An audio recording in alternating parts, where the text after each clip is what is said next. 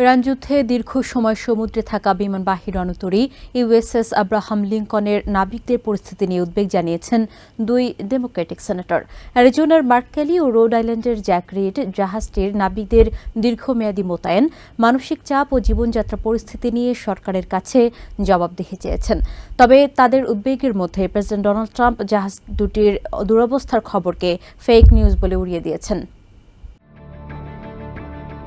2025 সালের 21শে November San Diego বন্দর থেকে যাত্রা শুরু করে পরমাণু শক্তি চালিত বিমানবাহী রণতরী ইউএসএস আব্রাহাম লিঙ্কন। টানা প্রায় 250 দিন সমুদ্রে অবস্থান করে আধুনিক সময়ে বিমানবাহী রণতরীর দীর্ঘতম বিরতিহীন সমুদ্রযাত্রা রেকর্ড করে।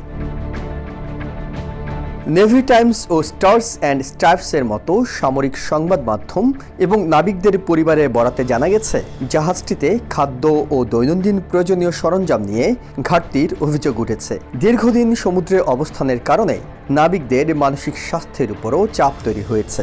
একাধিক নাবিক জাহাজ থেকে ঝাঁপ দেওয়ার চেষ্টা করেছেন, এমন প্রতিবেদনও প্রকাশিত হয়েছে। সেনেট আর্মড সার্ভিসেস কমিটির সদস্য মার্ক কেলি ও সাবেক নেভি পাইলট দীর্ঘমেয়াদী মোতায়েনের কারণে নাবিকদের উপর চাপ নিয়ে উদ্বেগ প্রকাশ করেছেন। তিনি এর আগে দীর্ঘ সময় ধরে একই ইউনিটকে মোতায়েন রাখার ফলে কর্মীদের পাশাপাশি সামরিক সরঞ্জামের উপরও চাপ বাড়ার কথা বলেছেন। ডেমোক্রেটিক সেনেটর জ্যাক রিডও ইউএসএস আব্রাহাম লিঙ্কন নিয়ে সামরিক সদস্যদের কল্যাণ ও সরকারের পরিকল্পনা নিয়ে জবাবদিহি চাওয়ার পক্ষে অবস্থান নিয়েছেন। রিড বর্তমানে সেনেট আর্মড সার্ভিসেস কমিটির শীর্ষ ডেমোক্রেট।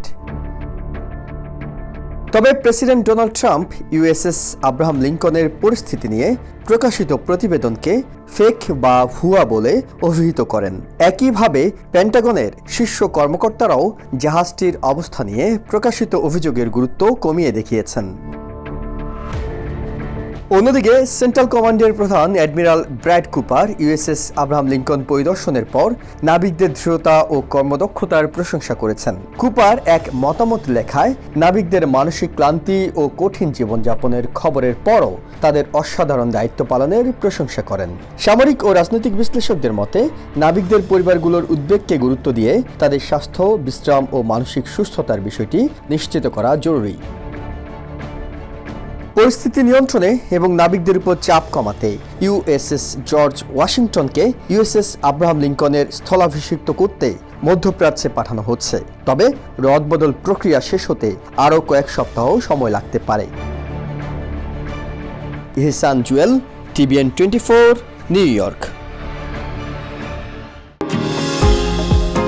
নিউ ইয়র্ক থেকে সম্প্রচারিত TVN 24 টেলিভিশন বিশ্বজুড়ে বাঙালির কণ্ঠস্বর।